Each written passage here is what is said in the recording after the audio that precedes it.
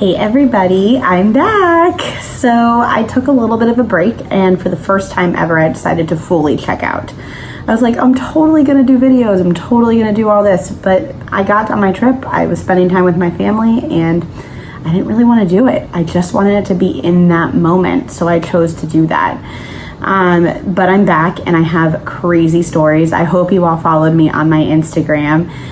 It's 33 Penny 33, but the vacation Instagram was fantastic.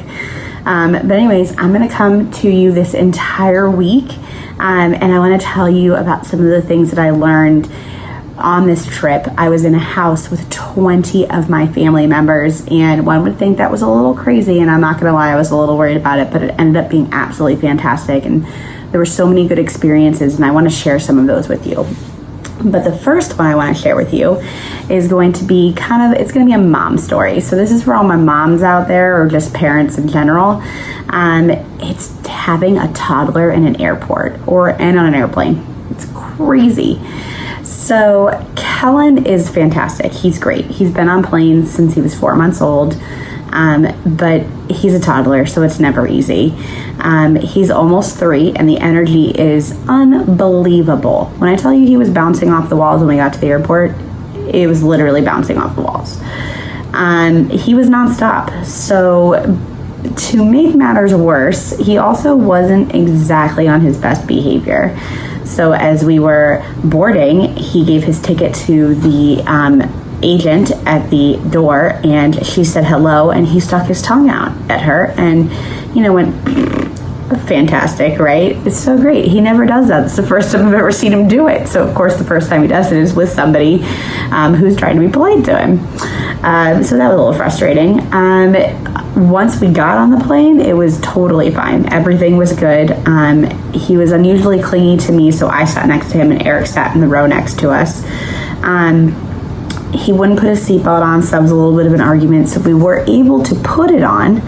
And then he was a total rock star the rest of the way down. Totally thought he would sleep because it was a nighttime flight, but he didn't. That's okay though.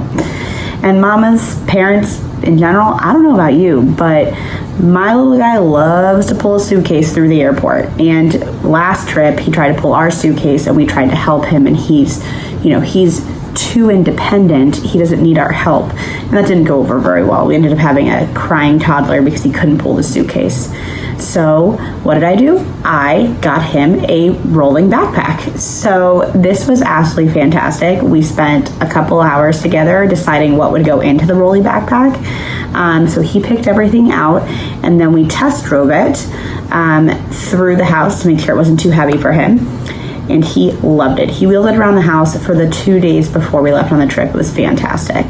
We had all of the essentials. We had 2 stuffed animals, we had books, we had flashcards, we had coloring books, we had our Kindle Fire. So really, honestly, if you can do that and get away with it, with them rolling it, it's so fun. They have a great time with it. But if you can get your kid in a stroller, kudos to you. My kid does not do a stroller. He wants to push the stroller, which makes things a lot more complicated for us. So we had to go with the backpack instead. On the flight home, we did not get so lucky. We took off, and this time I did get the seatbelt on him. Yay! I was like, great, we're off to a great start. This is going to be fantastic. Fast forward to the last 15 minutes of the flight, and he's kicking the seat in front of him, he's hitting, he's laughing, he thinks this is a game. It's not a game. And typically we have a warning system. He gets 1 warning, 2 warnings, and then a second warning. I put him in his room, or I separate him. Can't really do that on an airplane, so it didn't go as well as I wanted it to. I'm not gonna lie, moms, it was hard. I was struggling. I wanted to cry. I wanted to get up and just walk away. I wanted to throw my hands up, and we had to have our seatbelts on because we were landing, and it was a struggle. But the minute I got him to calm down, 2 seconds later, he was asleep. So it was a long trip. My guess is he was a little tired, but still really a struggle. And in the grand scheme of things, 15 minutes really isn't a lot, but to me, it seemed like 4 hours. But anyways, that was my airplane. Those were my airplane and airport stories. Some really good takeaways there, like the rolling backpack and being able to get that seatbelt on him, those were really big deals. But you know, what are your travel tricks for toddlers? Because we're going to be flying more, and I've decided that I think I can fly with him by myself. So I'd love for you guys to drop a comment below. I'd love to know what your tips are for traveling with little ones. Anyways, stay tuned for tomorrow. We have another video coming out, and I'm super pumped to be back with you guys. And the last thing I wanted to say is thank you all so much for subscribing. I'm at 26 subscribers, and my goal is to get to 30 by the end of June. So if you can just share this video, or if you haven't subscribed, please do subscribe. Regardless, thank you all so much for the support. I really do appreciate it, and I will talk to you guys tomorrow. Bye. Have a great Monday.